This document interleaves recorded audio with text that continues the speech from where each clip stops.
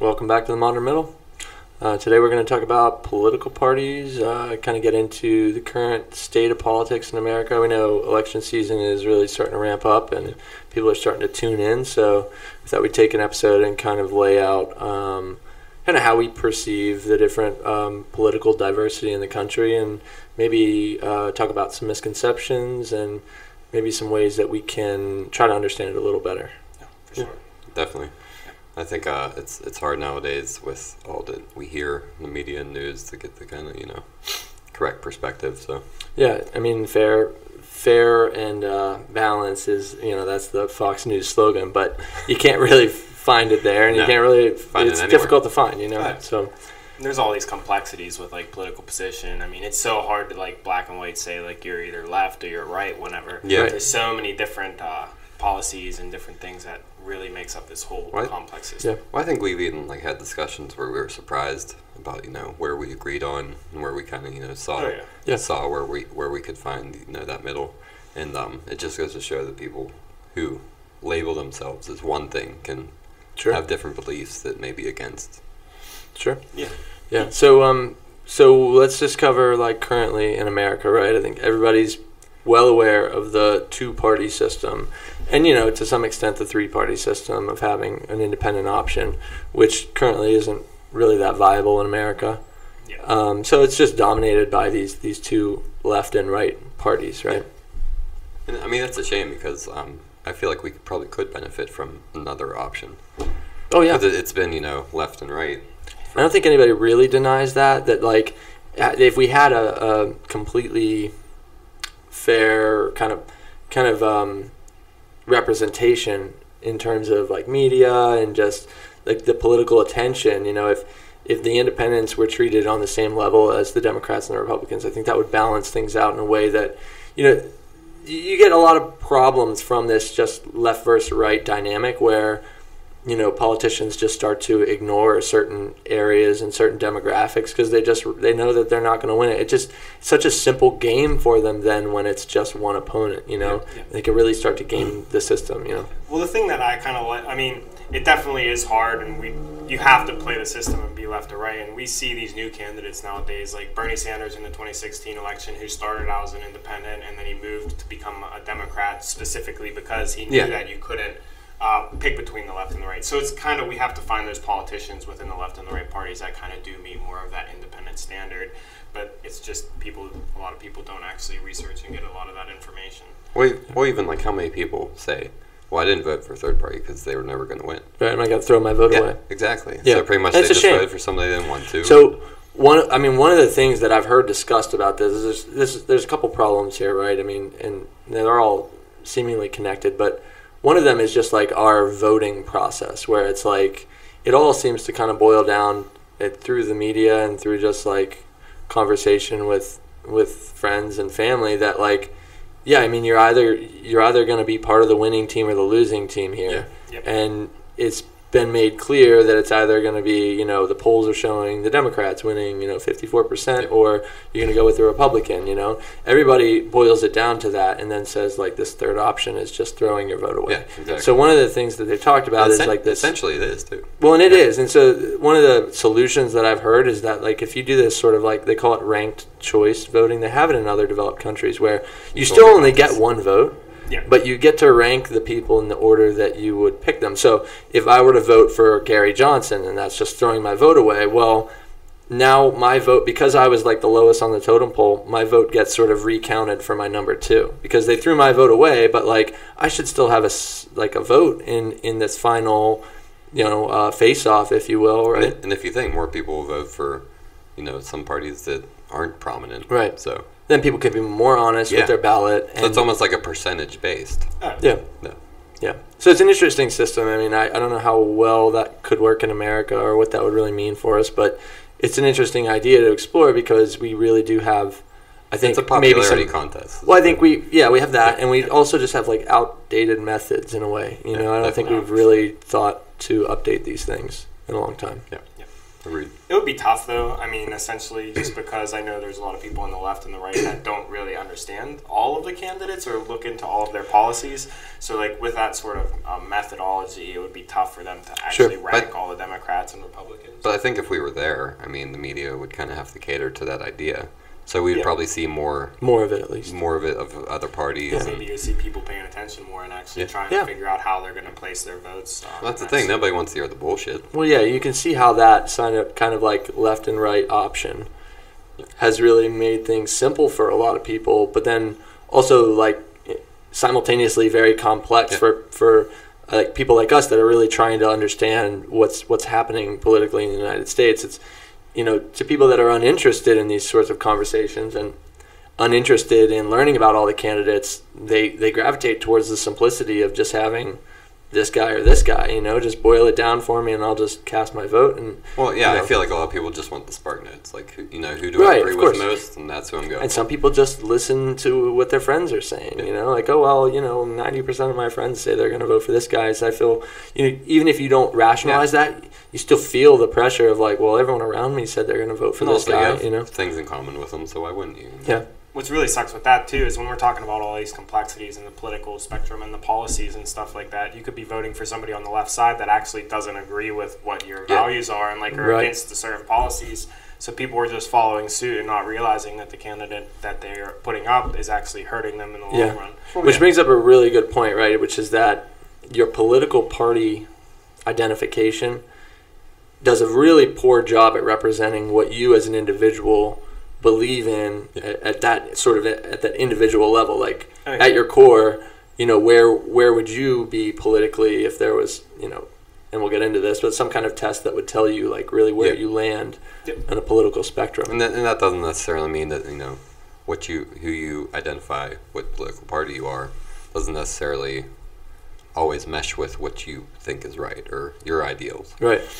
Yeah, I mean that's how you get like this sort of these sort of fractured groups, you know. Yeah, like you see this division sort of happen down the middle of a group where, you know, you can almost just look at candidates and know like, yeah, well, they talk about these things, so they're part of this division versus this division, but they're both Democrats or, you know, whatever that might be. Yeah, it's almost like subcategories of the, you know, Democratic Party. And so we come up with these terms of you know, the names of these groups, and we kind of identify ourselves. That it's useful. It has a utility, you know, so we can just kind of get across. And also, like with us, we know the groups pretty much, so we know kind of who we're dealing with in a way. Yeah, because you can base most of their ideologies if they say they're progressive or, you know, conservative or liberal. So yeah, for sure. And I think in a lot of ways it's a double-edged sword, right? It's useful for us to kind of like because the landscape is so wide, right? And when you talk to somebody, you don't necessarily know where they are. They could be anywhere within that landscape, and then, you know, that piece of information at least kind of zeroes you in on a section of that landscape, but still, like, that's all it really gets you. And I think that oftentimes we hear like this person's, you know, let's say that this person says that they're Republican. That doesn't necessarily mean you know anything about what they truly believe, you know. It just means that, like, given all of the things that they've factored in and the things that they care about, that's where they've landed. I mean, they could literally be standing in the middle and just leaning just to the right and go, like, I guess I'm a Republican, you know. And then you're going to paint them like the rest of the party, you know. Well, it's the same what goes with the left, too. Sure. There's somebody who might be slightly leaning left, and immediately you think, you know, they're extremists, and you know what they believe in is what I'm against. Well, some do, right? Yeah. Some people are quick to jump and kind of read a lot into what these labels mean. Yeah. And I think what we've discovered individually here, and especially through this podcast, is that there are ways for you to, you know, figure out where you as an individual land on a political spectrum. And so what we've all tried to look at and compare between ourselves is something called the political compass, which I think it was like, is it 60 questions? Yeah, there's 6 pages of questions. I think they're 10 apiece, right? Yeah. Some are less, some are more. Yeah, so there's you know, I think it takes like 15 or 20 minutes for you to kind of go through, answer the questions, and then they give you this graph, right? And on this graph, they'll just put a point on it that shows what your results, where they put you, you know? And it's useful because, like, I think what we've kind of realized about that system is that it's definitely not perfect, because we've seen, and we'll probably get to them, the political compass where it kind of maps out different politicians and different just like big figures that we would. It was actually surprising to see the trend. Like it is. It's interesting. But I think what we've realized is that even whenever you look through the different versions of that same compass, in one version they'll put Bernie Sanders here, and then another version he's like dead in the middle of everything, and so what we've realized though is that it may not be a perfect science, but it is something that's like it's sort of relative. It's a relative scale that at least you can always look at it and go, where am I in relationship to someone else, right? And it's useful for that reason. And if you think about it, if you start, changing your mind, change your ideals, it'll be interesting to see, where you came from, where you went. How you change over time, Yeah. Oh, for sure. So, I guess to get into that a little bit, right? We've realized a couple trends in the way that the political compass, let's call it the political compass data that's out there, is laid out. I mentioned one of them about how, it can be sometimes inconsistent. But those are actually, I believe, and DJ, correct me if I'm wrong, the people that we saw sort of moving are actually people that have politically moved. Like the people like, who was it? Like Huckabee, I think, was on one of the graphs. And it was like, in 10 versions of the graph, like he's in the exact same spot, So there's some people that like literally just stand on that point and they've just never moved politically. Some of that could be them moving around in terms of their political ideals, but it could also be inaccuracies in the test too. And even with like Bernie Sanders, I mean, he started off as an independent politician, and then he started moving more towards the Democratic side, and he started to follow in suit with Hillary's campaign after he was out of the running. So it kind of nudged him in that direction to go towards more where she's at on the political compass. Yeah. So and that would be expected of like, a progressive candidate too. Yeah. Changing. Yeah. Sure. And another interesting trend that we saw, that we talked about a little bit, was how, we've got a sample size of 3 here that have taken that test and compared our results. And I know a few other people that have taken it, and of differing political persuasions, almost everybody lands somewhere down and to the left, like even people that I thought were conservative have landed kind of libertarian and not looking so conservative on the graph. So let's actually kind of break down the directions of the political compass. Sure, yeah, that helps. I think that would be definitely important. So the political compass, when you're talking about north and south, you're talking about the difference between an authoritarian government and libertarian government. Mm-hmm. So when you're talking authoritarian, there's more government involvement. They're instilling more policies. So that'd be fascist and independent. Correct. Yeah, oppressive, like really. fascist, I think, and when like you're all the way up there, you're on oppression. Hitler, Stalin, all of them are going to be top north. And then whenever you're talking about left or right, you're talking about conservative and progressive. So progressive are apparently more on board with the social movements that are going on, and conservatives are more against keeping everything. So that'd be the ones who are more for like socialism or democratic socialism. Correct. Right. Yeah. As the further you go to the left, you're getting towards socialism. So whenever you're talking about like, we could kind of just plot out like where these different political parties that people talk about nowadays would be in the southern west quadrant. That's where you're going to have like your Green Party, your socialists, and stuff along those lines. Or independents. And independents. And what's is actually kind of, you'll also see your progressive left down here as well. We'll get to the difference between a progressive left and a liberal left. But in the north, in the northeast quadrant, that's where we see actually, I don't know if you want to actually pull up the political compass if we have it for us. In the northeast quadrant, you'll see that most of the politicians Democrats and Republicans, Democrats, which is interesting. It's very interesting. That's why I said like that trend was. I was like, Yeah, I mean, we saw at least 10 different versions of this done by different people that have all placed Hillary, Obama, Clinton, right? Like all of these people that are prominent Democrats in the past here. Yeah, they're in the top right quadrant, like, which is authoritarian conservative. Which probably means that the political compass for our country is definitely a different direction than what Yeah, and I don't know where they base it. You know what I mean? Yeah. I don't know how it's grounded in terms of where that middle point on the axis actually sits in terms of the world politics. Trends would probably show that the graph would be moved at a certain point. Oh, yeah.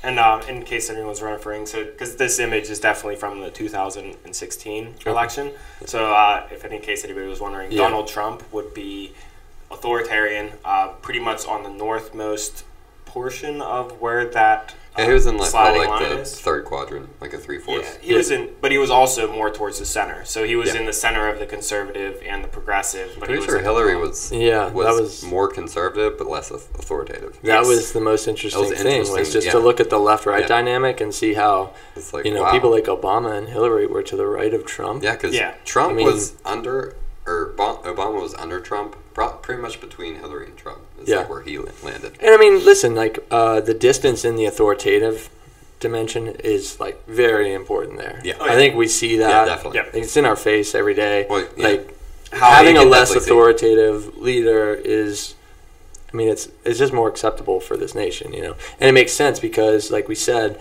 you know, in the bottom left of the graph is where all of us citizens that talk about politics and are interested to know these things, that's where we tend to land, you know? I was like one up and like two to the right conservative. Okay. So I was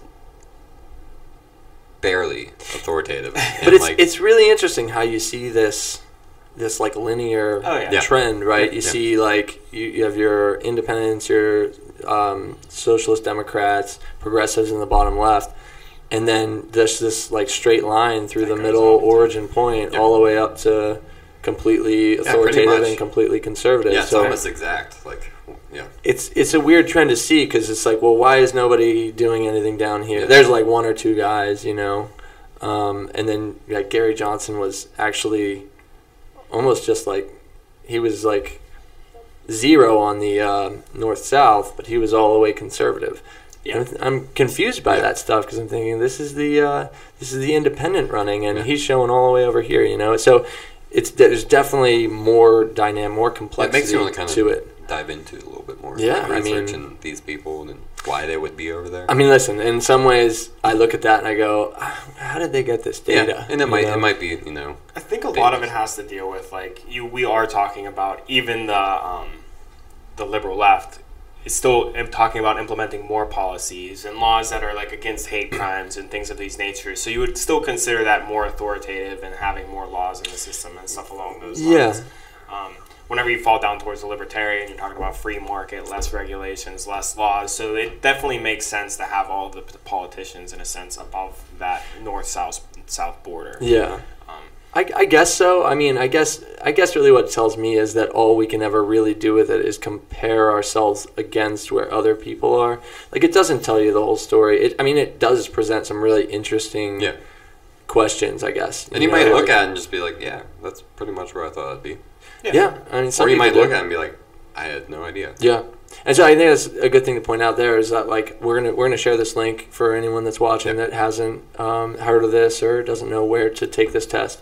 You know, we've done it. We've had some interesting conversations about just comparing between our friend group here and kind of understanding like how in some ways we're closer than we thought on certain things and further apart in other ways. You know. Yeah, I mean, even at first, like when we first looked at my score on it, I was like all the way to the left, and you guys were like, "Holy shit, you're that liberal!" Well, DJ was excited; he was like near Gandhi. Yeah. Oh yeah. I was like right on top. DJ's not Gandhi. Let's not go that far. But he was all excited. It's definitely funny to see how that plots out. And then I know we called it liberal at that time, but I'd say that's more of a progressive left because we see now like that the liberal left, in our opinion, is more of like the establishment left and that sort of thing, which is. We can get into talking about the differences between, or do we want to hit on the conservative? Yeah, no, I think we're going to kind of go through the three.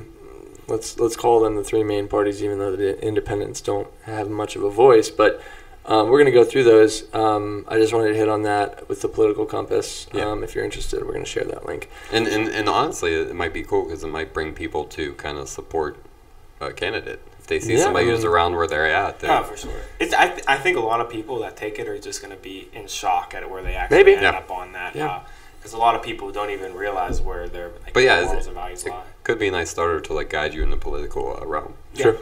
For sure. All right, so the order that we're going to take this in actually has some meaning. We're going to go from the right to the left. And the reason we're going to take that direction is because this is the direction that most people take. I mean, we look at our histories politically. Yeah, you guys both started with me.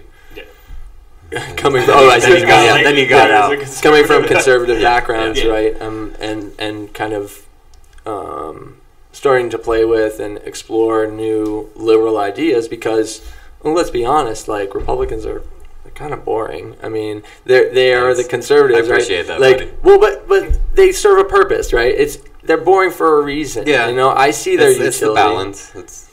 And so that's kind of what I want to talk a little bit about on conservatism, how, you know, we do vilify a lot of what happens on the right.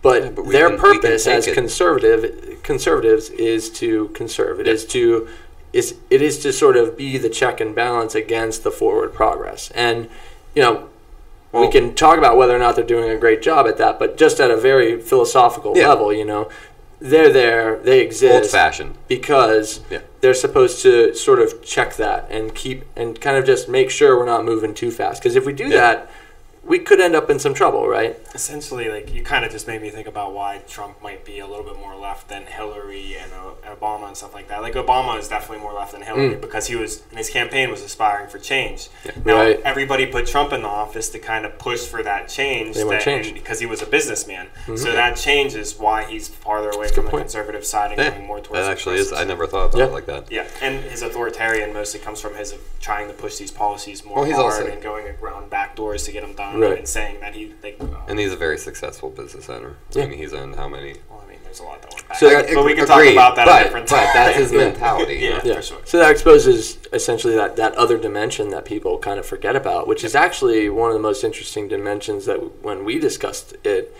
is that, you know, like some people are super authoritarian and some people are just kind of neutral. There's very few people that are truly libertarian based on those results, you know. Oh, for sure. And like I was mentioning earlier, that difference between authoritativeness of the difference between Trump and someone like Hillary is, it may not seem like much because you're distracted by the left-right difference. Oh, yeah. But it makes a really big difference in how you perceve what this presidency is. Or and you see their attitude, position. you see their rhetoric, you see what they talk about, you know. Totally. So yeah, I mean, to just touch on that point real quick there, right? Their purpose is to sort of they're the old-fashioned. Try to control the tide, you know, like if like that idea that if we move too fast, if we just kind of dive in and we don't think about pump the brakes, you know, this or that. That's why the conservatives are the fiscally responsible ones. Like they're always worried about what kind of money we're spending, where are we going to pay for it, you know, and so that's a big basis of where their attacks towards other political parties come from, and honestly where they get attacked from other directions as well, right? Because I think that's one of the big cores of being a conservative is just trying to make sure we're not making bad decisions, you know, and to stop them when they are. Right. It's just so boring, man. It can be boring, right? Yeah, definitely. Yeah. But it's a party that doesn't want change. You know, they want to stick to the old-fashioned. They want to stick to what the founding fathers wanted. They want to control the change. Yeah. You know? I mean, change is inevitable. And I think they know that that's why they have a job. Happen, but you know? They're like, let's slow down the change, so we can understand it. That also probably has part why people don't usually shift from left to right, and they do shift more from right to left, because it's more of like, okay, you have this political ideology, and now you're evolving it to change it into something else. So that change is actually what is shifting you to the left in the first place. Yeah, exactly. So it's just how. And the reason we don't see it shifting back the other way is because we haven't reached a point in the country where we feel like we've accomplished let's, for lack of a better phrase, the liberal agenda, right? Yeah. I mean, I think in a lot of ways for the last 100 years we've been trying. The country has been slowly moving to the left, and nobody really thinks we've. I think overall that we've really gotten anywhere. You know, I mean, we've gotten some things, but in terms of what we're talking about nowadays in current politics, there's still a lot of work to be done, right? Oh yeah, for sure. Yeah. So that, you know, that is gonna obviously breed discontent between the two parties. One of them is really just, and this is again philosophical stuff, but one is kind of just there to hold the other one back. You know what I mean? Ways, we'll balance it out. You know. Yeah, but we don't. I mean, balance sounds like a healthy term. You know what I mean? There's nothing about what's going on in politics nowadays that's healthy. No, you know? No. But I think that's coming more from. But the thing is even when we're talking about like people that actually look into politics and stuff like that, and you do see a lot of these people falling underneath those lines that talk about it, but still all of our politicians are north of that border. It's true. A lot of intelligent people, at least that I know, that would probably fall below that line. Mm-hmm. And it's kind of sad that our government's still up there. I mean, even if it's not as much left or right on that matrix, but we still kind of need to come away from that authoritarian, I think, politically.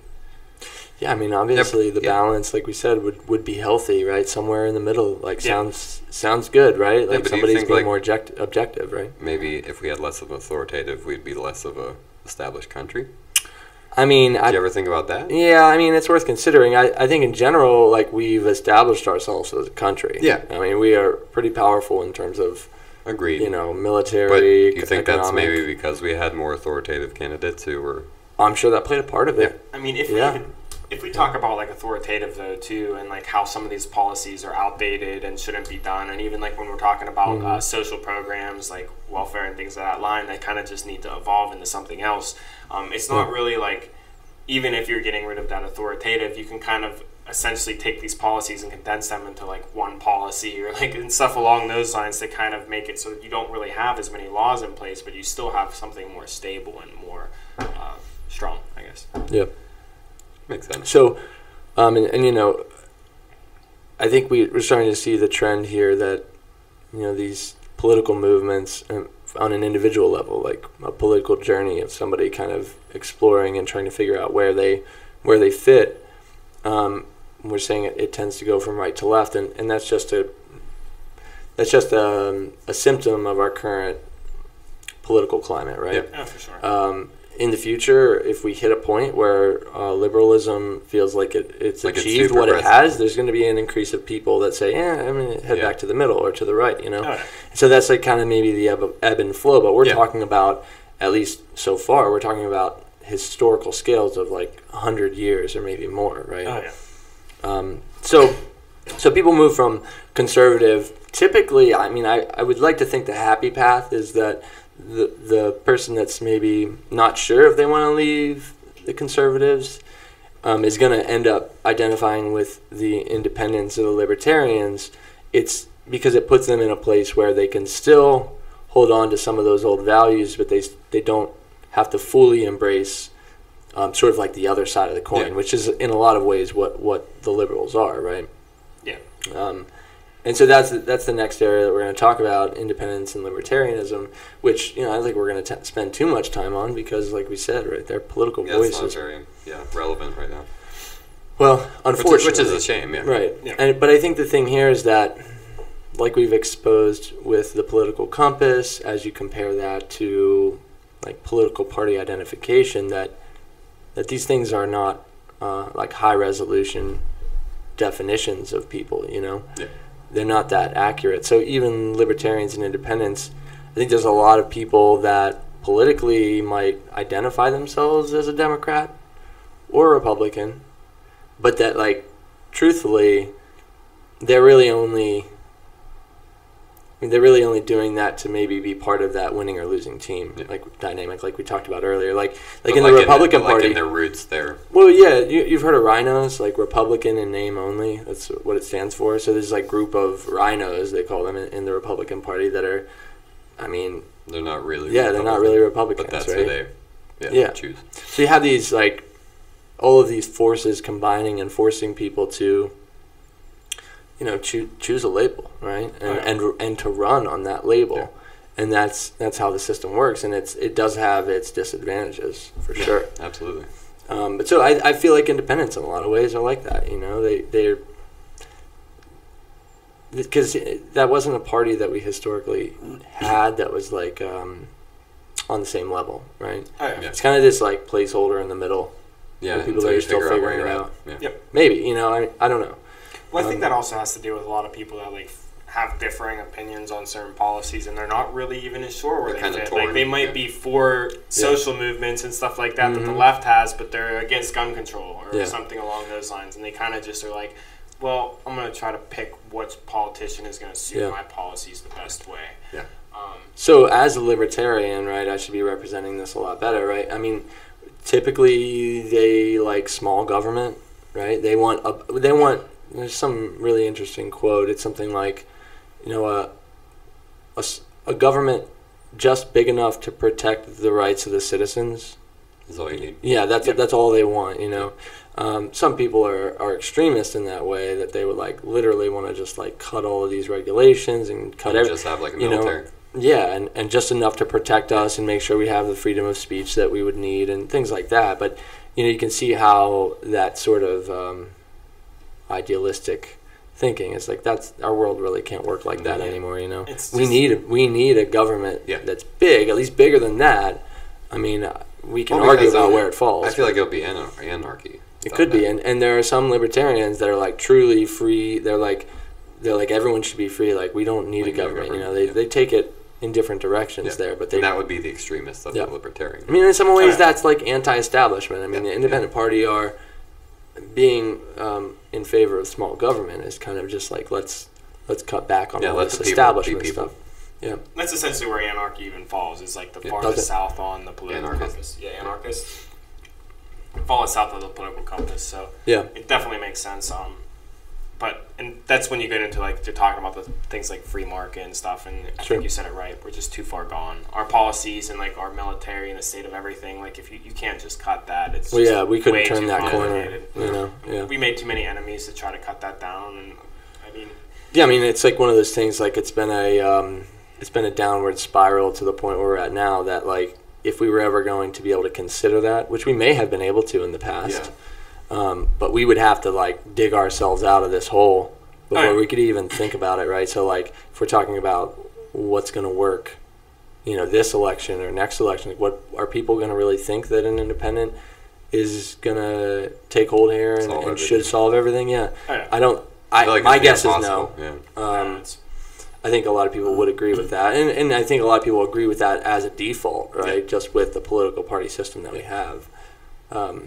So yeah, like I said, I don't think we need to spend too much time there. But this is kind of, I mean, this is at least my journey, right? Like conservative to independent, libertarian, and really considering these liberal ideas from a, let's call it this. I mean, this is an interesting analogy, from a safe place, right?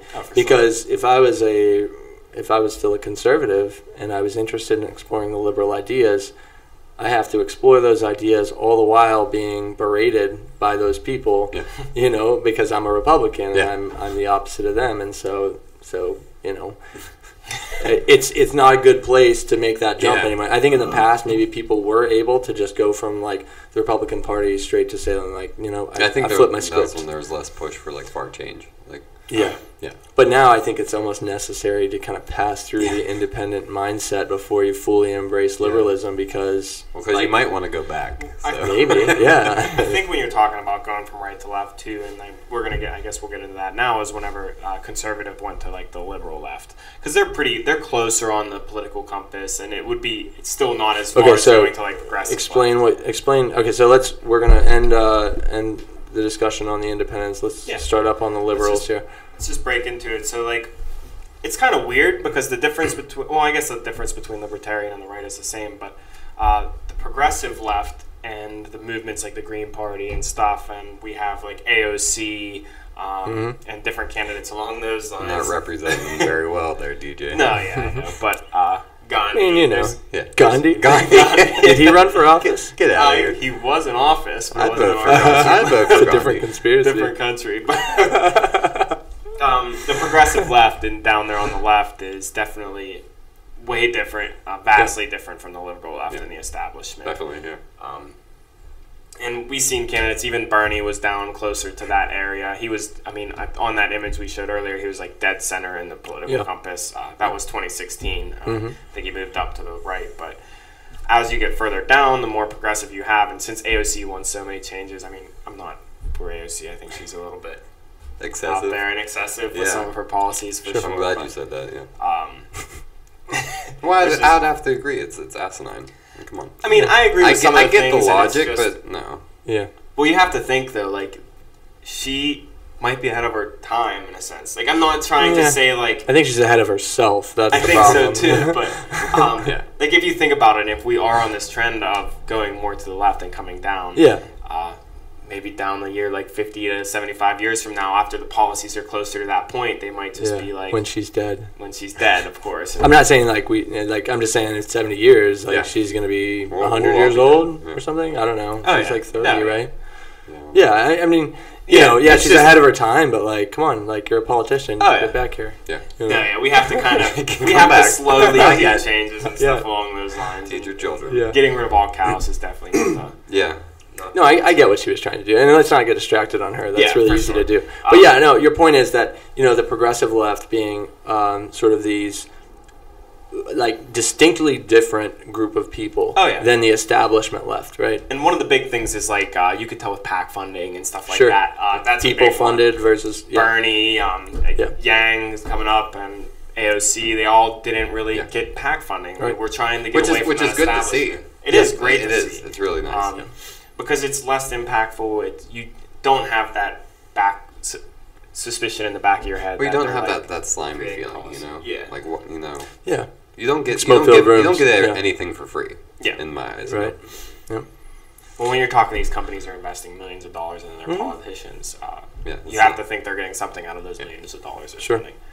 Yeah. So let's kind of do the same kind of approach to the liberals, right? What purpose do they serve? We kind of covered it earlier as the dichotomy between the left and the right, but let's dive into that a little more. You know, the purpose of the left, right? And like I said earlier, kind of advancing these agendas into the future, trying to be, I mean, in some ways, I hate to use the word compassionate, because I do know that like there are plenty of people on the right that are very compassionate, and they would like to find ways to help people in poverty and people that need assistance from the government in America, but they just like seem to care way more about being fiscally conservative, right? So they have that their own struggle, which has its own complexities over there. Whereas liberal focuses more on because the liberals don't tend to not care about fiscal responsibility like the right does. And that's not something that they're wrestling with. I mean, they're more focused, kind of honed in on social programs and ways to help the American people. And that's something we said, like, that's something that they kind of share with the libertarians, is that they care about the individual. And it makes sense because, like, that's majority of the country, you know, would probably be left-leaning, so they want to take care of us, take care of their own. Yeah, for sure. Yeah. I mean, that's pretty much said it all. I mean, in my opinion, see, and I kind of disagree, right? Because I hate summing it up that simply, right? Yeah. Because like we could talk about people on the left that are corrupt in these ways. Like they can co-opt this idea that they care about the people to get their way politically and get their power, right? They promise the world, you know, it's the easiest thing, just handing out candy, and then they get in office and they don't ever deliver on it. I guess that's, again, I was thinking you were talking more about like the farther right you get on the political compass, but that's when you're talking more about the liberal establishment, and you're talking about Hillary Clinton and some of the ones that are more up there in the authoritarian area. They're still pretty conservative. So you're saying you would like to classify them on the right? Because they're definitely in the Democratic Party. Yeah, no, I mean, even as we saw on that image prior, I mean, on the right side of the political, most of these are in the north-east quadrant. And I think the difference here is, like, I might be moving right to left, and you're more, like, in some ways here on this point, you're more focused on the top-down, right? The north and south. Correct. How authoritarian is somebody, right? Because it's the more authoritarian candidates that are the establishment. I'm saying right to left for like how like the socially, like you're more accepting of people. You want to kind of do things to like help benefit more people. Mm-hmm. I would still say that's more right to left on that image. No, I would agree with that. Because you're trying to instill new policies, new things to kind of help more people. Right, it's the opposite of conservatism. Like they're saying let's keep everything the same, and people on the way left are saying let's change it all. Right? Yeah. So that's change. That's the axis of change, and the vertical dimension is how how much change is. Yeah. Like, are you going to force it to happen? Are you going to force it? By God. Or are we going to be civil about it? You know? Correct. Yeah. Yeah, and I think I touched on the point here that the progressives, let's kind of keep that authoritarian, like the liberal establishment. I think that's a good term to kind of put with the authoritative Democrats that are kind of up in that upper right quadrant that sit right next to all the Republicans, you know? Oh, for sure. So we call that group the liberal establishment, and these kind of stragglers that you see in the bottom left, like the AOC and the Green Party candidates that you're talking about, these are the, you know, and Bernie to a lot of an extent, because that's really where he came from. It's just, I think over time he's been forced to play a game that he doesn't want to play. He's kind of been crawling up the line, I think. Yeah. Yeah. So I don't mind lumping Bernie into that group too, because I think at his core that's really what he is. That is what he is, and essentially he moved to the Democrat because he needed to run as a Democrat. So he's tried to going towards that, and then he started agreeing with Hillary Clinton and pushing for her. Because he had to. He endorsed her. Yeah, he didn't want to push for Trump apparently, and not only that, but I think Hillary agreed to accept and put in place some of his policies that he was if she won, which didn't end up helping him out, but guess it didn't happen. But so those progressive, let's just call them the progressives versus the liberal establishment, right? Those progressives are actually, I mean, on the graph and in kind of in real life, they share a lot of commonality between them and libertarians. You know, like focusing on the individual, the person in America. I think one of the big differences, and maybe this is an interesting thing to discuss, is that I think the progressives tend to focus more on the individual as a member of a group. Like very passionate. Well, it's like, you know, you care about the protected classes. It's race, creed, you know, all those things that like I think get leaned on too much, because I'm more of the libertarian mindset, which is that, like, you know, if you approach every individual with the same kind of respect and dignity, then that's the best kind of possibility that you can provide for them to flourish. Yeah. And there's reasons to believe both of those things in different kind of modes, but they do share commonality in that they care about focusing on the individual. Yeah, for sure. Right. And down in the bottom left too, we also have like on top of the Green Party, we also have the socialists and different social things like that. And I just wanted to state, just because while we're on the political compass, we're talking about like Hitler and Stalin being on the complete north side of the authoritarian, and then that doesn't really relate to the socialists down here. Well, I mean, it can. They're different axes, right? Yeah. It's like you get, like, we were joking about this earlier. Like what if you had a socialist that was completely authoritarian? I mean, that's Stalin, that's Hitler. You know what I mean? But like, obviously, that authoritarian aspect of that dimension that's the dangerous one. Yeah. I think. You know what I mean? Yeah. The other one is like maybe we can just manage the rate at which we're moving forward in the world and kind of progressing our ideas into the modern world. But the other one is like, you know, it's almost that X factor where you're like, if he's like super authoritarian, then I don't know if I care what his ideas are, because you know, if he's going to force socialism on people that don't want it, that might be bad. Or there's just I think that's the dimension that is actually scary. For sure. Yeah. Which kind of puts me in a weird place, because I'm kind of the libertarian down here. I mean, I guess maybe one's good and one's bad, but no extreme is ever really that good. You know, it's good. Well, the thing is like I think like the original Marxism and the Marxism socialism was like straight libertarianism, like straight anarchist and stuff like that. Are you messing with me? I swear to you, I think you're messing with me. I swear that you're speculating. I'm speculating, but I'm pretty sure that I saw Marxism being in. Gotta check it out. I'm gonna have to look that up. I was never a fan of Marx. So do you know that like a lot of like kids in college? Sorry. Like, there's a lot more Marxists. Oh yeah. Nowadays. Yeah. Kind of scary. Well, I mean, that's maybe for another episode, but I mean, we know that colleges are very left leaning, and there's like they did some kind of poll where they asked college professors if they were Marxists or if they were socialists. You know, like communists. Yeah. I mean, there are like self-proclaimed communists that are teaching colleges. There are self-proclaimed socialists and Marxists that are teaching kids, you know, and so then that breeds more of that school of thought. Yeah, you know? So Marxism is pretty much bottom left corner. So like bottom Marx left. is correct. So Hitler was up on the top, and like Marxism is down here, and that was Stalin. So Stalin was also bottom left too. So that's where like the essential was. So like it's weird to see how different like Stalin and Hitler were from each other. So I was right. Like, the extremes are bad. You know, you can be bad in all directions if you're too extreme. I mean, at least that's what that leads me to believe. You know, I don't think any extreme is good. Yeah. You need to find that comfort. Well, you were saying earlier, right? The balance is the healthy place. You know, like we tried to balance our political discussions here, and we're able to have meaningful discussions, right? And we've all individually, or maybe even collectively, been part of conversations that were completely out of balance, and how those sorts of things just make people start getting defensive. You know, it just breeds this kind of adversity. You know, like you've got to stand up and you've got to fight, or like.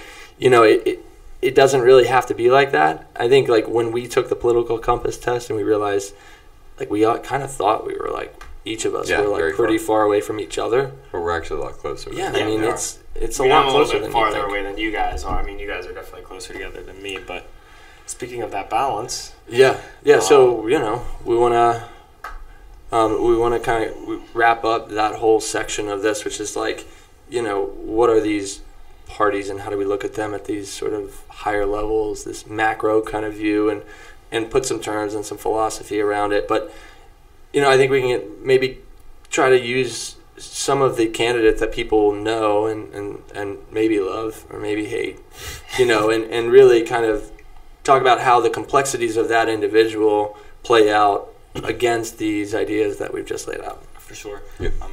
Andrew Yang in particular. I mean, might as well get straight into it. Andrew Yang, he has a lot of, he's running left, Democrat, and he has a lot of libertarian ideas, and he's definitely has a lot of progressive ideas too, definitely. So it's definitely a weird mixture, and it's kind of funny to see how much of like his policies we even agree on, in a sense. Well, honestly, I don't think we've ever seen a candidate like him. I haven't. Yeah. It's very unique. Like, I think Bernie was close, but I definitely think he put twists on a lot more of Bernie's ideas that pushed it more towards the libertarian market as well. I think you explained it best, or somebody said it best. He's like a modern Bernie. Yep. You know, he took all the ideals that Bernie had and just made them better and more modern. Yeah, he's aligned with Bernie's core policies pretty well. I mean, he's for Medicare for all. He's for you know, taxing the Amazons of the world at a higher rate, right? Yeah. It's just, I mean, his taxation policies and stuff, they evolved upon Bernie's ideas. Yeah. So when we're talking about, I mean, we're talking about the marginal tax increase and adding a new tax bracket at a marginal income. For Bernie. Versus VAT for Andrew Yang, which is getting taxed pretty much on how much increase in the cost of items as it goes through the market. Yeah, so let's explain that a little better. So, the VAT tax. So the VAT tax is VAT stands for value added tax, and the way that works is it places what Andrew Yang is proposing is a 10% tax on points of sale within certain areas of the market. And so they have this in Europe. They have this in a lot of developed countries. I'm pretty sure Australia has it too. And they usually have like a 20% rate. So he's offering, you know, to do this at a 10% rate, at least to start us out. But it's a completely different kind of tax, and it's not a taxing system that we use at all so far in America. I mean, what he claims is that it's much harder to kind of evade and find loopholes in, because what it does is it takes that 10% tax and it puts it at every point of sale on essentially like luxury items, you know. So you mentioned automation, like if something is being produced by Amazon and they're using all these robots, what they're doing is they're taking something that has like very low value and they're able to turn it into something that has very high value in not only a short amount of time, but in a short amount of labor is the big thing. And they can mass produce. So they get taxed at that 10% rate for that dynamic that they're being part of there by producing this item the way they are. Yeah. And then overall, as that product makes its way through the supply chain and then to the consumer's door, or you know they buy it in a store or what have you, right? That tax is collected essentially based on the business and their production line to get it to you, right? So essentially, like, let's put it this way. If it takes Amazon 10 cents to make something, and it takes local business 50 cents to make something, but they're both selling it at $1. Now, Amazon is going to get taxed on that 90 cents that was added on to what they're selling it to, whereas the local business is going to get taxed on that 50 cents that was added on to it. So it's a difference in Amazon would have higher taxation because they're making more money off of each product. And I think that's an easy way to kind of break it down. And I like what it does to the dynamic of the market, right? Like, it's the same thing in line with Bernie, like, let's tax the rich, you know, like, let's get their money, right? It does even things out a little bit there because it hits the big businesses pretty hard, and the smaller your business is, the less that's actually going to be impactful to you know. And then the other thing to note is that, like I said, there's only luxury items, so you know the price of bread and milk doesn't change. But think these about items are still exempt. Everybody's getting the same tax too. Well, yeah.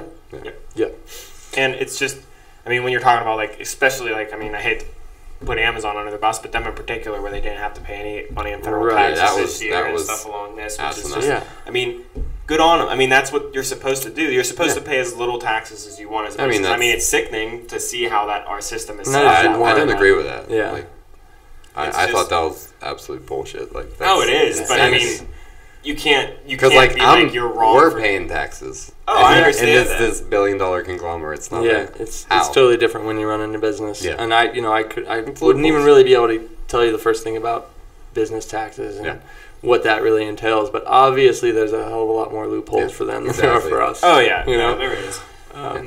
And so I mean, I like that aspect that it sort of levels the market a little bit and makes things. It situates the small businesses better. I mean, we talked about in one episode how many small businesses there are just in sheer numbers, and then I shared something with you guys earlier that was saying that something like 60% of all jobs. 64% of all jobs, net new jobs created since, like, do you remember the year? I think it was like 1950 or something. Have all been small businesses creating those jobs, and so, like, I think that's important to point out. Like, if we help them grow. Like, we're helping people like us, you know. You're people that are just trying to get a business off the ground, you know. And competition goes up, prices go down. And so what Andrew Yang wants to do with that tax money is kind of the next thing. Is he's made it very clear that he wants to tie that money directly to, you know, in terms of automation, right? Anytime we're automating jobs away, that's a higher VAT tax that they're going to pay. Yeah, for sure. Because they're taking jobs away from the market. And the reason that he takes that stance is because this whole taxing system in the value-added tax is tied directly to his core platform, which is his core policy in his platform, which is universal basic income. The freedom dividend. Right. Yeah. So he calls it the freedom dividend. And I really like that way of looking at it, which is like, you know, he says things like, well, we have the most successful economy in the world in some ways, and we have this, you know, successful nation. Every citizen in this nation is essentially a shareholder in the success of that. You know? They're contributing. Yeah. And so why don't those citizens get a... Thank you. Yeah, like a thank you, or like when you own stocks, you know, you get a dividend out of those shares, right? And so that's what he's saying. This is money that's owed to you, you know. For being part of this successful country, that's going to come from those big businesses down to support this safety net for the people. So what the safety net is essentially is it is $1,000 a month to every citizen of the United States. I think it's from ages 18 to 65. Yeah. So essentially you get $12,000 a year, which is still beneath the poverty level. So you have to still work. Still, everybody would still have to have jobs in order to maintain a lifestyle. But this can definitely stimulate that. And it's opt-in too. Right. It is opt-in. People can choose not to if they don't want to. And that's not to say that like someone decides, nah, I don't want money. It's the reason that it's opt-in is, I don't know if you want to explain the difference in like current social programs. What if I'm already on welfare and I'm getting $1,000 a month? How does that work? So essentially, if you are on welfare and these other programs and you're making below $1,000 a month. So you mean if you're receiving... So say you're getting $700 a month from welfare. Yeah, if you're receiving $700 a month, you would essentially not be able to get the UBI. I think you can get $300 out of it, but you wouldn't be able to claim it all.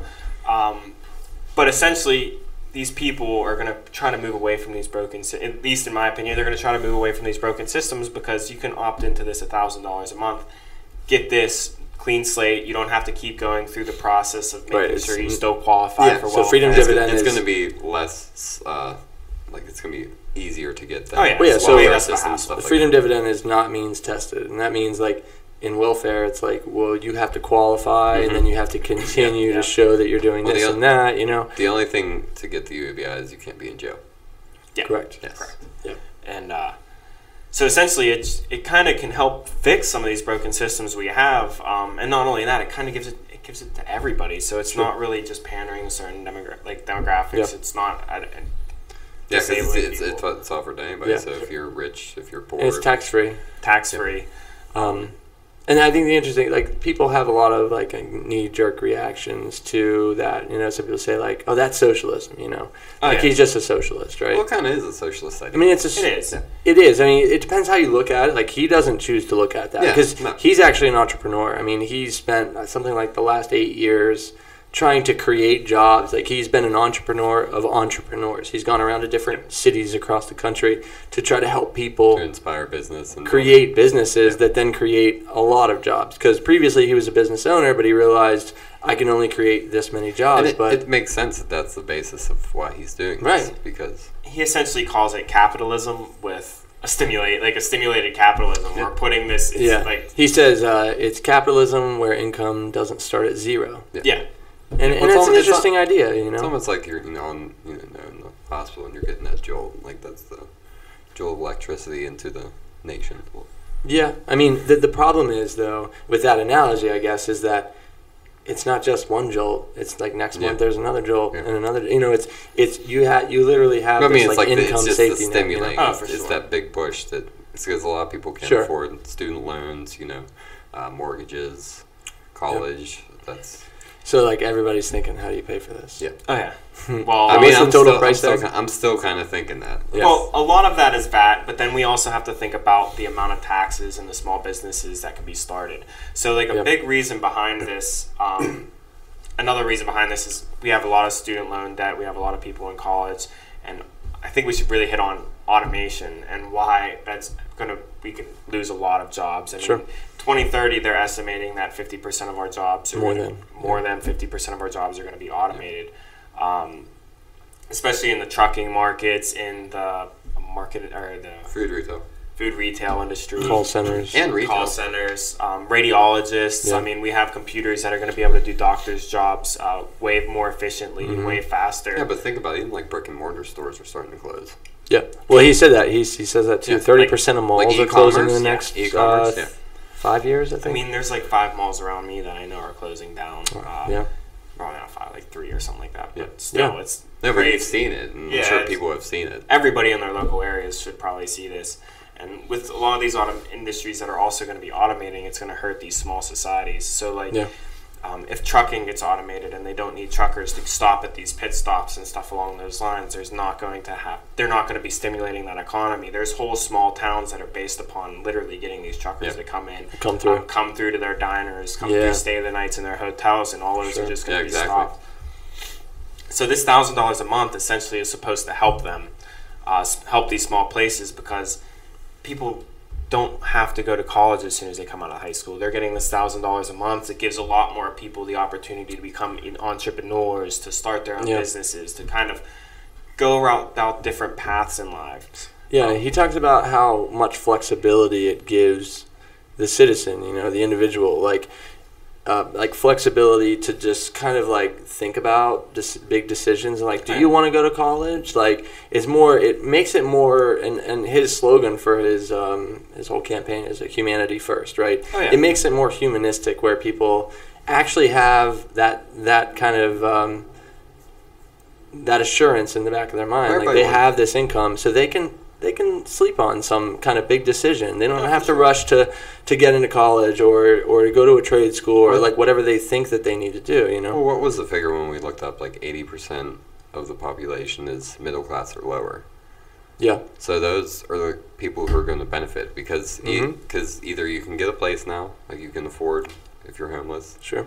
stuff like that. If you're in poverty level, this is going to kickstart that. And as for like middle class, you can go out and spend, stimulate the economy. Yeah. Like there's, yeah.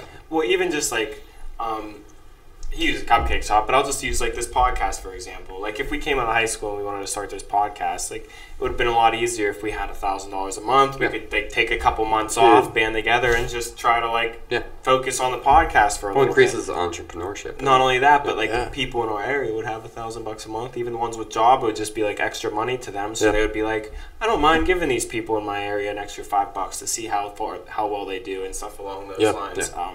And it kind of just helps stimulate all of that. It's just very interesting. The other thing that he touches on is actually I think we talked about it in our minimum wage episode, which was like market mobility, right? Oh yeah. I think he calls it dynamism, right? How dynamic is the market in terms of people willing to say just find a job in Colorado. Like they live in Michigan, but they say, oh, well, I can't afford to move. There's a job I could get in Colorado if we could just move there. But they're just kind of like arrested, right? They're stuck in that place where it just seems so risky and so it's such a big thing to overcome to actually make that happen, you know? For sure. He actually did a podcast with Ben Shapiro. And on that podcast, they actually talked a lot about the dynamism. It was a great podcast.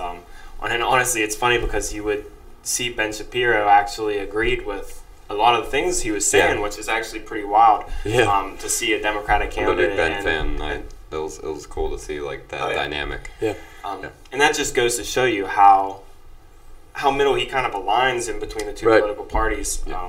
Well, I think if you look at his, like, you know, how many times he's been on CNN versus Fox News, like, you know, what we might call liberal media versus conservative media, like he's really splitting it down the middle. I mean, he's been on Fox News like maybe 10 times. But the thing, even with Fox, I mean, apparently Fox is a little bit biased. I mean, we have CNN on the left too. We have these biased news sources.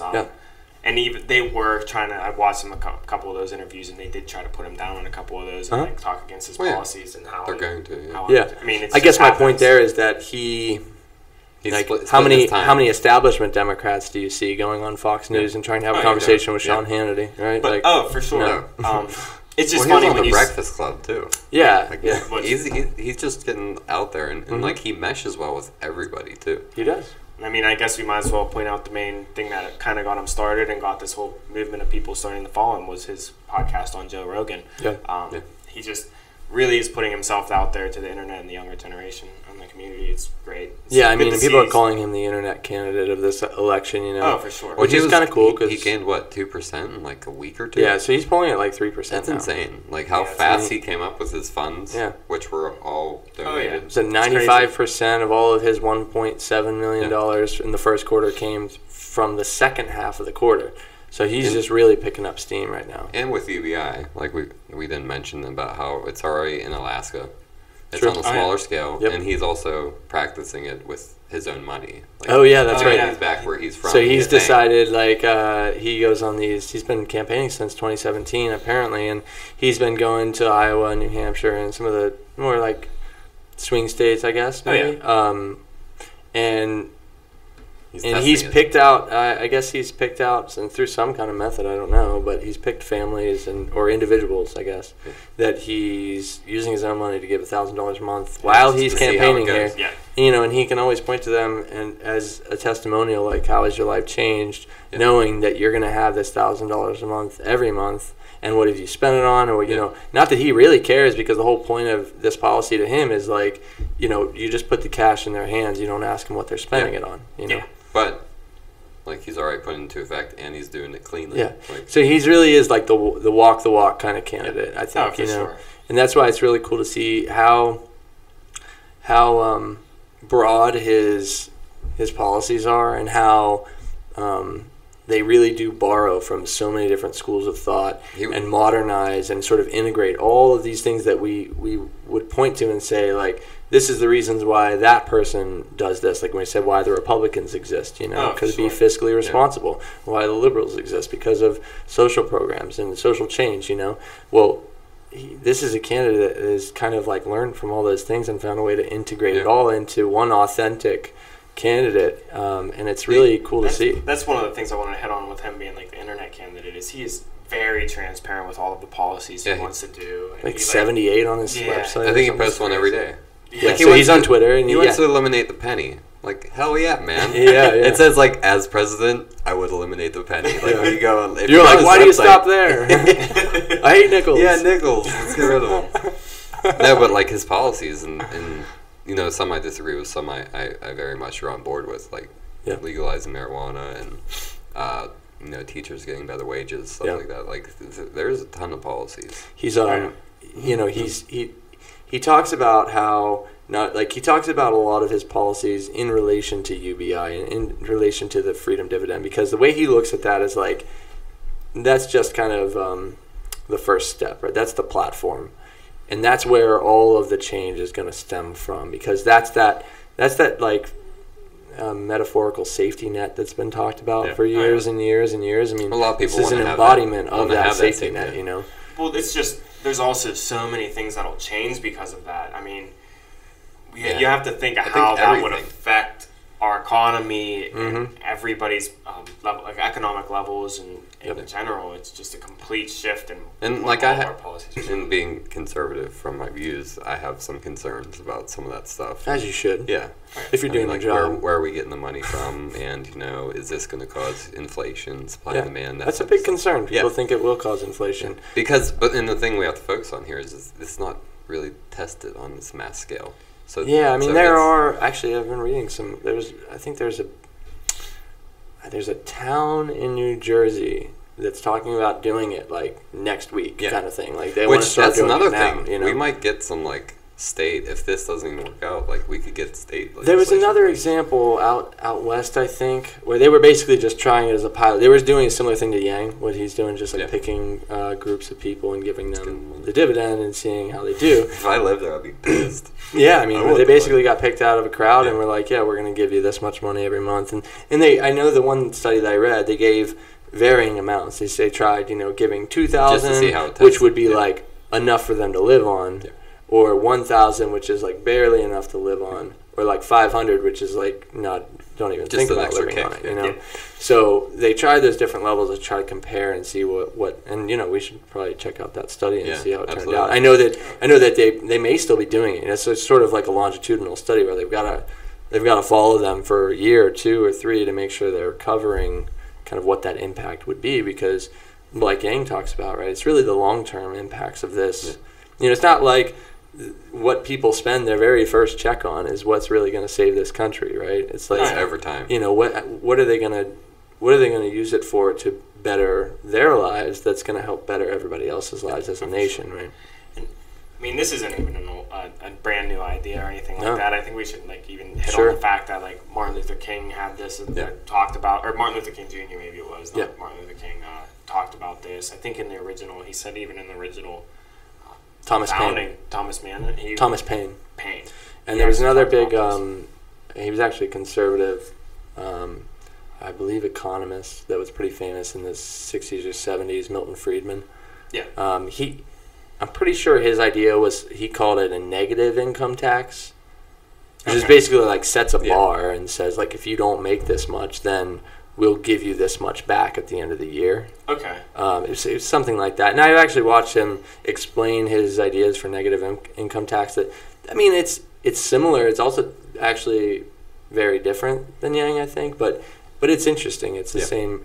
It's the same vein, I've even talked to you about this before we even heard about Andrew Yang, and I used to talk to a bunch of my friends about this. This was a policy that I kind of talked about. I called it as base living wage is what I used to call it, and I used to have higher hopes for the amount that people would get and stuff like that. And my taxation system that I wanted thought would be good was a little bit different. I thought it was going to be a gross income compared to the amount of incomes you paid to people, so it'd be strictly based upon automation and the value you're earning.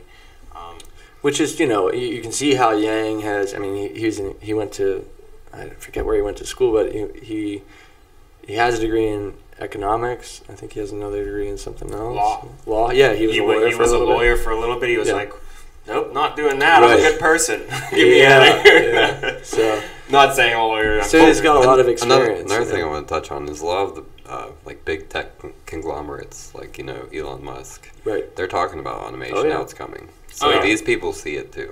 Yeah, and I mean Andrew Yang says that he's like, I'm friends with people in Silicon Valley. They're they know Silicon Valley friends, and and they're the ones who know. We know that this is happening. They're the ones right? making it. Let's hear your story, right? You have a personal story of someone that had their job automated, right? Yeah, actually, my mom, she was a transcriptionist for decades, and then she was a supervisor and ended up automating with speech recognition. Yeah.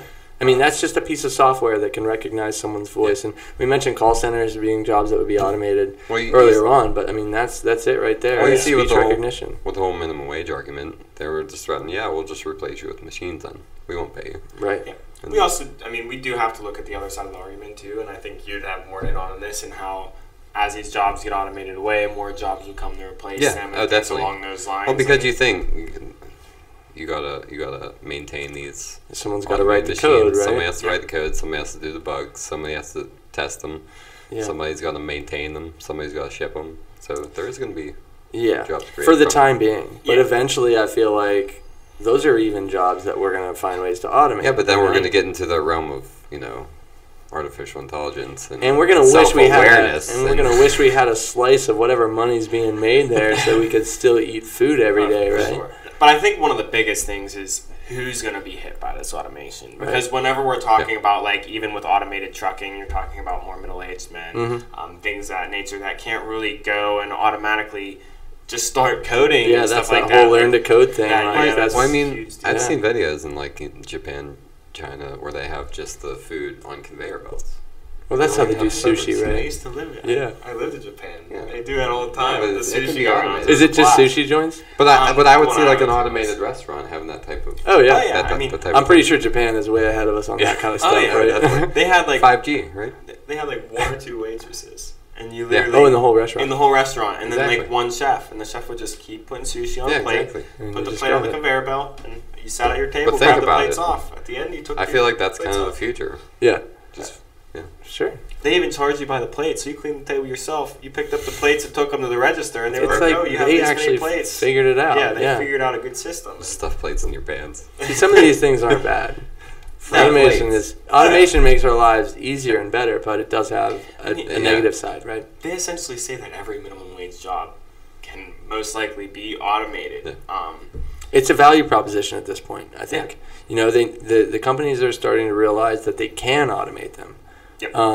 And we're starting to see certain decisions being made where a company's put in a position financially that they have to make that decision. Oh, yeah. Hey, we're going to just, how many, I think in some of the big cities now, they've completely overhauled the ordering system in the McDonald's and the Wendy's and the fast food joints because, why not? You go into one of the gas stations here and you can order every kind of food you want and hit go, and then they make it, And there's companies that make robots that stock shelves in stores. And that's right there. You're saving pain. This is stuff that's already in the market. Yes. We see this all the time. And I think a big reason that a lot of this hasn't happened, and one of the big reasons why I like this idea of UBI and the VAT tax, is because it essentially allows these businesses to go this route of automation. Especially if we talked about at one point in time tying the VAT to UBI, so that way the more money that's earned from the VAT, UBI essentially would go up to where people would get paid more essentially. So if we're automating all these minimum wage jobs away and we're making a lot more income off of this VAT, well, we should distribute more of that income we get from that to the people. And I kind of think that link there would be nice. Andrew Yang hasn't talked about that or anything, but I think it would be a nice thing. I feel like he knows his future plans. Yeah, essentially, if more jobs get automated, we're essentially going to have to do something along those lines. But when we heard him, it was interesting because he kind of spoke to both, left and right. Yeah, and that's what I was going to try to bring us back to, which is, essentially the first half of our discussion tonight, which is, these nuances between these political parties and these political labels, whatever group they might belong to, right? And how someone like this, who has come along and has really done a lot of a lot of hard work. Like I said, he's been campaigning since 2017. He was part of Obama's kind of advisory board when he was in office and really helped kind of begin this process that I don't know that has been truly continued with Trump, but with Obama, of trying to really wrestle with automation and understand what can they do from a legislative standpoint to really improve the nation's odds of not being impacted so much by it. The thing so is, he's been part of this for a while, and we see this candidate come along, completely just essentially like giving up all of his time, to make sure that like he can figure out the best kind of way to navigate all of that. Sure. And the thing is, I don't want to downplay like what he's trying to accomplish, like his policies. Like, check them out. Like, go online and look. There's a ton. Yeah, and I mean it's everything. It's like something from for everybody, immigration to abortion to gun rights, quantum computing, everything. encryption. Yeah, I mean he is not afraid to just put whatever his ideas are out there, and I mean you can love them or leave them, right? But like I think what I've seen more often than not is that most people just love all of those ideas. Like, you might have an issue with this one or that one, and if you had an issue with his core platform in some fundamental way, then I could maybe understand why you're not interested.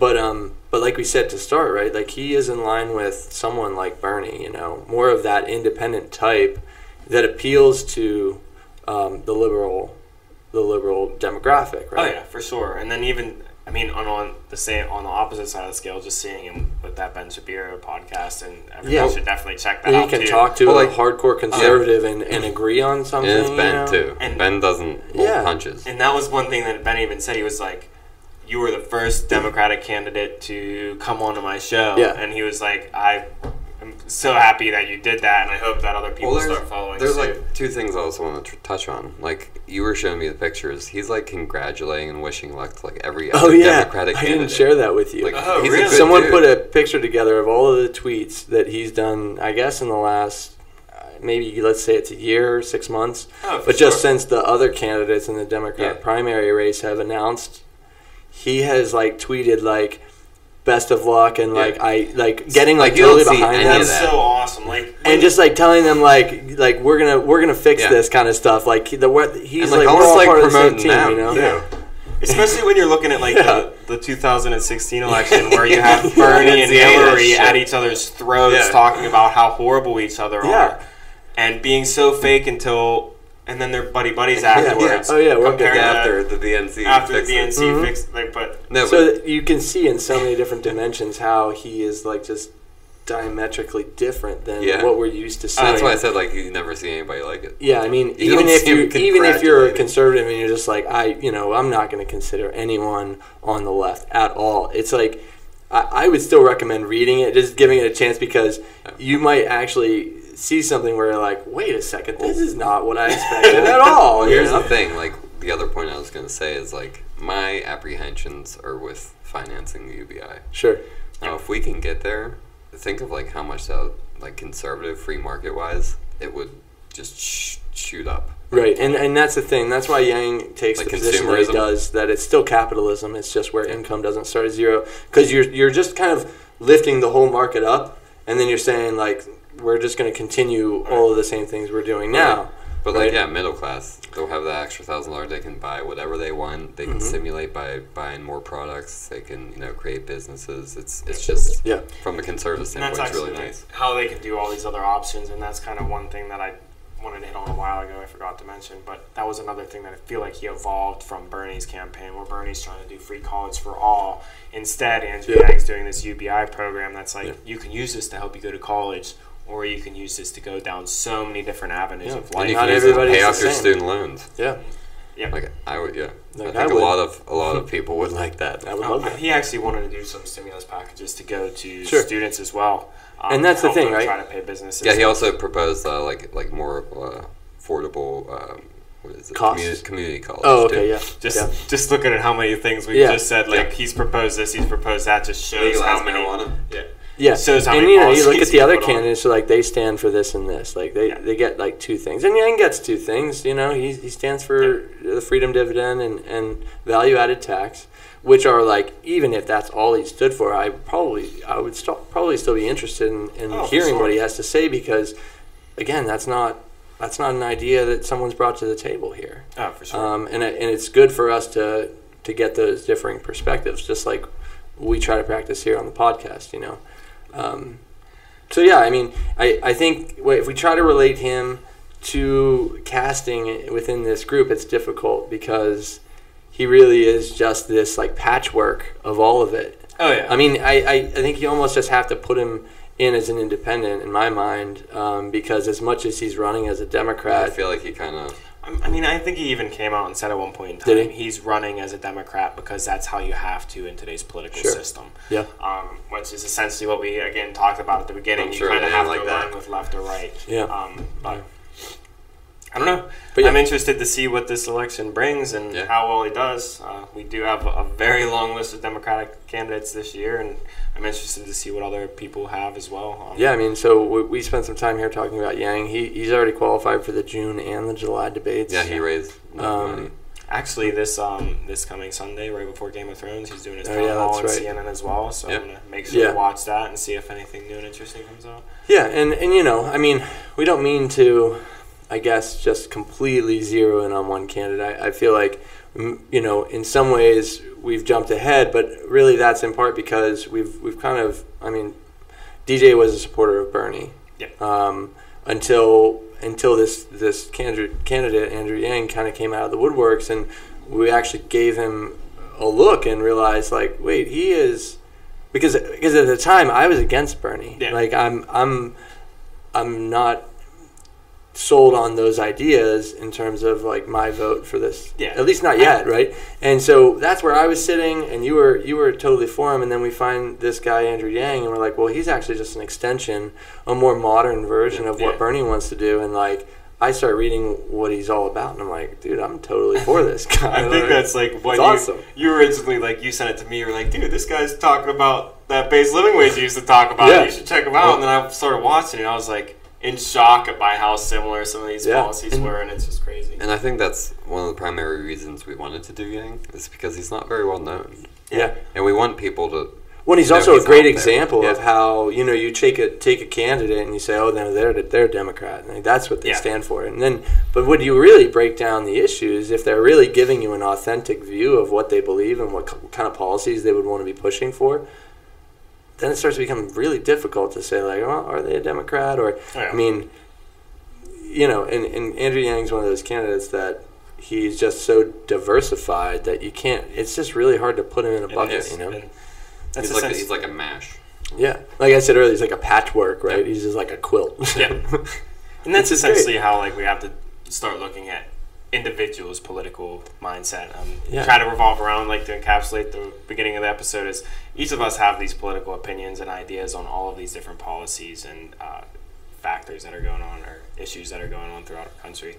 We kind of have to realize that these issues don't make up your political party, and you kind of have to take each issue and look at them individually. Well, you want to free think. You want to be more accepting and open to other people's opinions about these different issues, for sure. Yeah, for sure.